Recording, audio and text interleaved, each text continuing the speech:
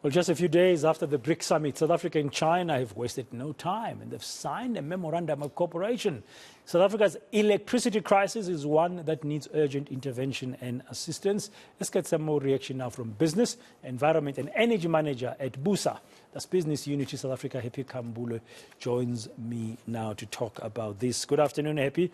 Welcome to today, and thank you very much for joining us. From a BUSA perspective, do you know much, any ideas about how this deal between South Africa and China practically means what's going to be happening on the ground when it comes to our power supply? Thank you for the opportunity. So what we do know, and I think some of the details will come as more agreements that are specific to some of the aspects of the agreement are discussed or rather are implemented. But we do know that it is around some of the refurbishment of power stations in terms of critical equipment that is necessary to keep some of the power stations going in order to alleviate load shedding. And secondly, it's in the form of greater participation of Chinese companies through the cooperation agreement in making sure that we do have necessary supplies, not only of components, but also of energy. So they will start participating much more directly within the actual electricity supply industry.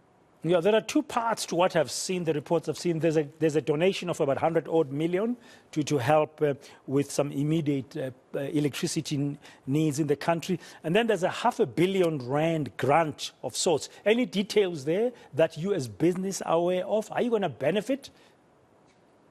Well, we hope that the broader business community of South Africa is going to be benefiting in terms of not only the supply chains that will need to be activated in order to get many of the supplies that are there, but also that local manufacturing and localization is actually achieved. But I think at the outset is that this is not a different kind of deal than what, or rather a cooperation agreement, let me not say deal. This is not a different kind of cooperation agreement than what we've already signed with other countries such as Germany and France and the EU states. So it's something that is normal. It's just not a normal course of events where we have a South-South, where we have a developing country and a developing country coming out with a cooperation agreement, which also has a grant in kind or a grant that is stipulated as part of the cooperation agreement. So we still need to see what the necessary dynamics are going to look like in terms of the implementation, but definitely we'll be tracking the fact that local manufacturing, particularly of the components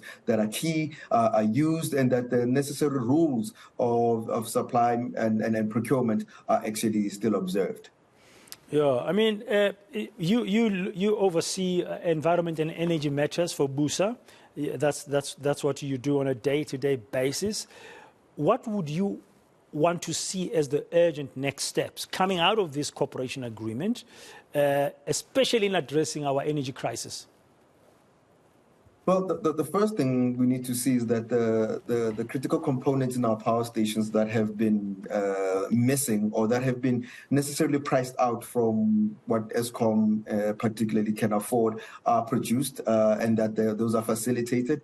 Where there is a gridlock or a deadlock in terms of negotiations with particular suppliers, that this provides the necessary leverage for the Minister of Electricity and also government to be able to procure the necessary parts. And then moving further ahead is that the systems that we're already employing in South Africa, not normally around tracking of power usage, normally around the transmission readiness program, that those are actually implemented. So the next steps are, let's get the parts in, let's alleviate the impact of load shedding on society and companies. And then the next step is that, well, what can we do to ensure that this cooperation agreement doesn't just end with the short-term benefits of alleviating load shedding, but creating the necessary electricity supply industry that we're transitioning to. So that's going to be quite key for us to actually see that whatever the R500 million has been put aside is going to lead us into this new electricity supply industry,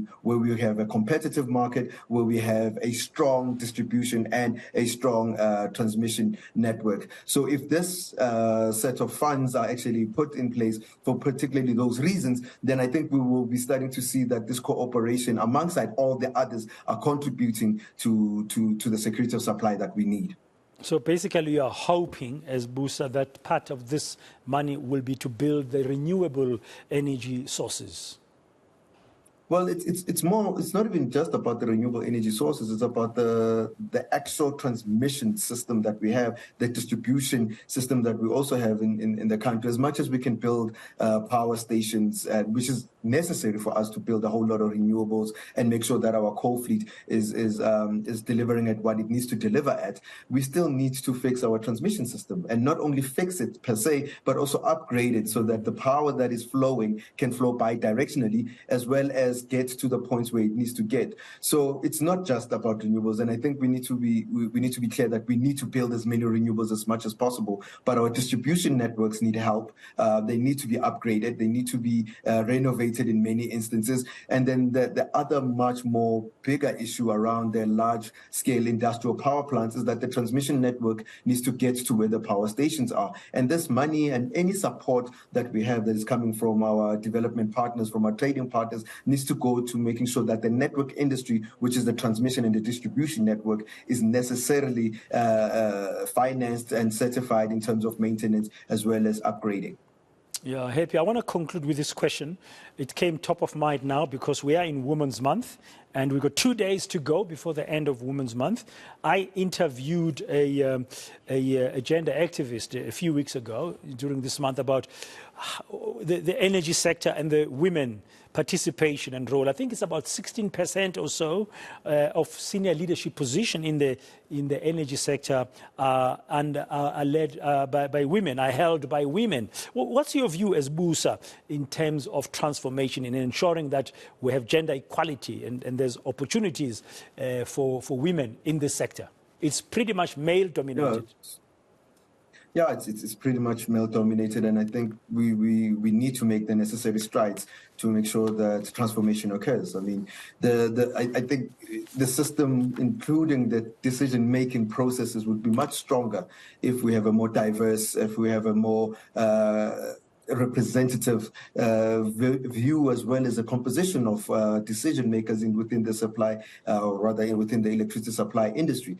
So definitely, it's not a question of whether or not we should do more. It's that more needs to be done. And maybe the question is, why hasn't more been done? And what can we make sure, what can we do so that next year, during this time period, we're not talking about 16%, but we're talking about an exponential growth of leaders who are women, who are making decisions, and who are creating the necessary conditions of a good supply industry. I think if we had more diverse decision makers, we definitely would not be in this kind of situation. Thank you very much, Happy Khambule of Business Unity South Africa. He's a manager there in terms of the energy sector. That's part of his daily role. More